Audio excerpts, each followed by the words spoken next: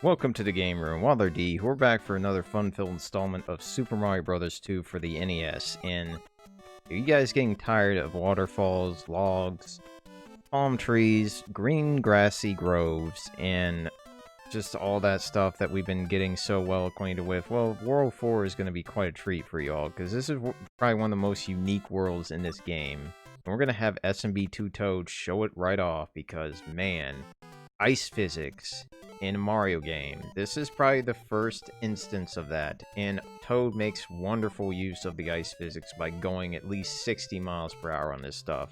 And we got introduced to the main enemy of the ice world, the Flurries. These guys are mindless idiots that will just try to march upon your face and make into this society's doormat. So try not to run into that trouble by just avoiding... damn it.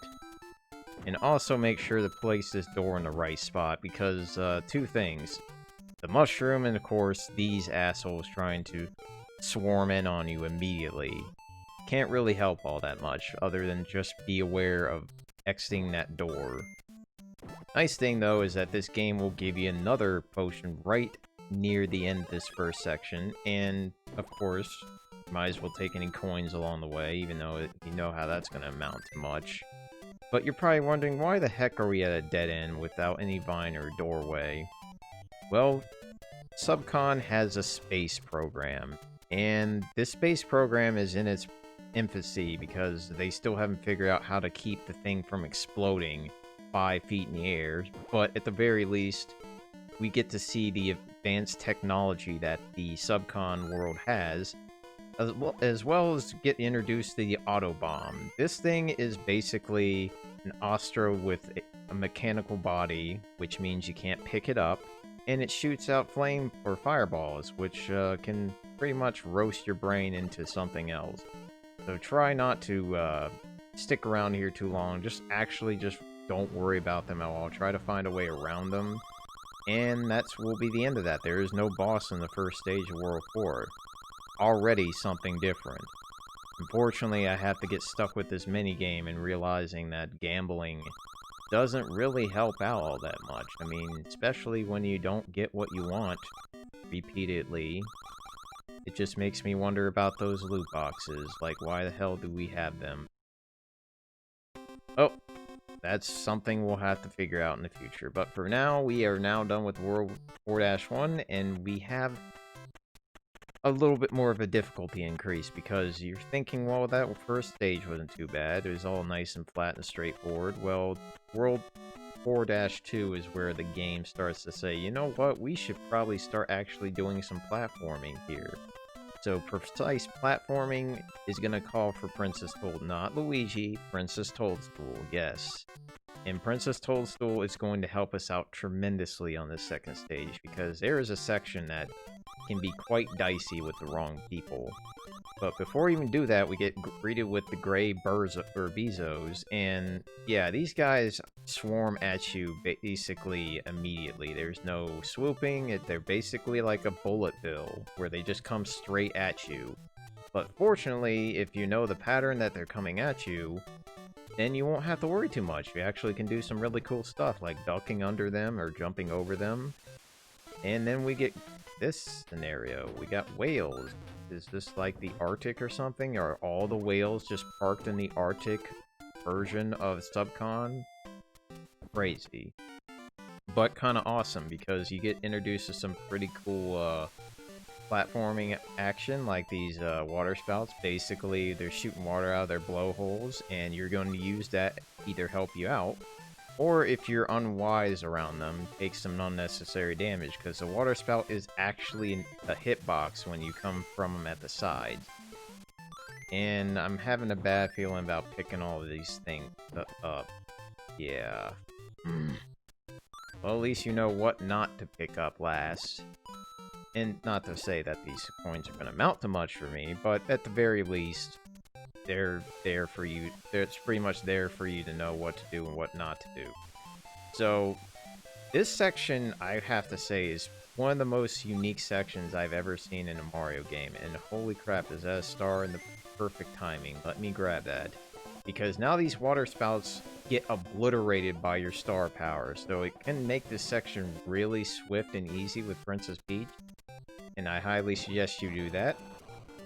Now, one thing I'm having to wonder about these rockets, are they made for exploration or for war? Because they seem to just do a nice job exploding. Speaking of this Autobomb, you don't want to destroy. You want to actually use this to get across this spike pit.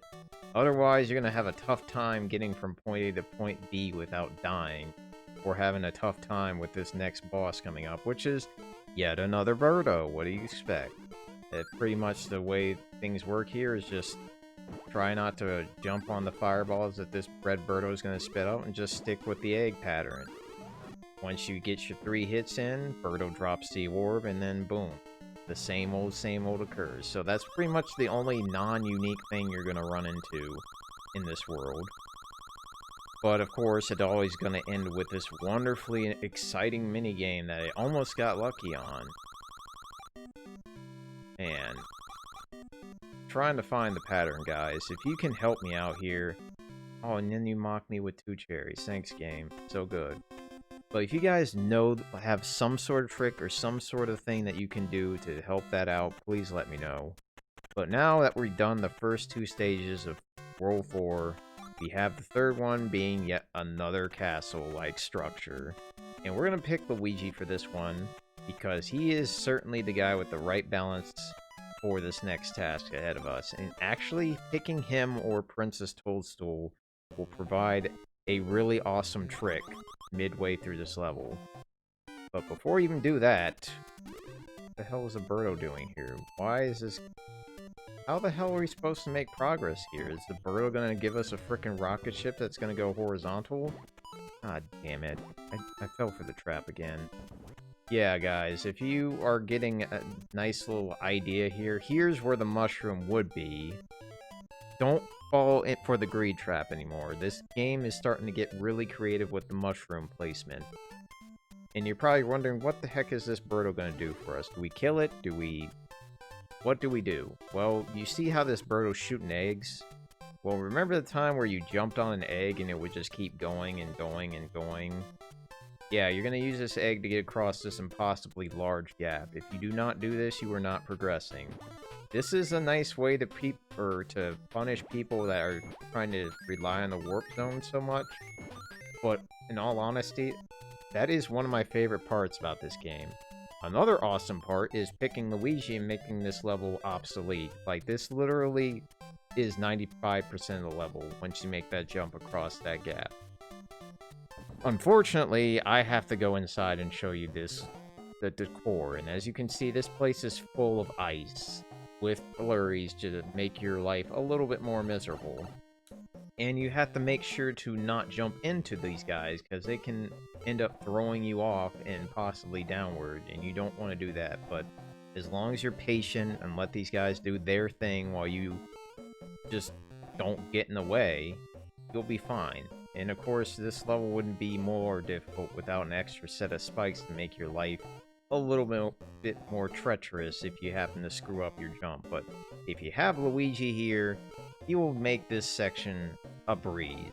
Toad, on the other hand, pretty much in trouble here. And just let these first 2 guys come down a little bit, and then make these quick old jumps here, and then you're pretty much done with halfway through this level, which is pretty awesome. But here's another one of those little classic puzzles. Guess what you're going to have to do here? You're going to have to make sure to not hold the B button while you're charging up your jump, because Luigi can't seem to jump pretty well with something heavy in his hands. And then you're going to make your way all the way to the right, and drop your potion right around here.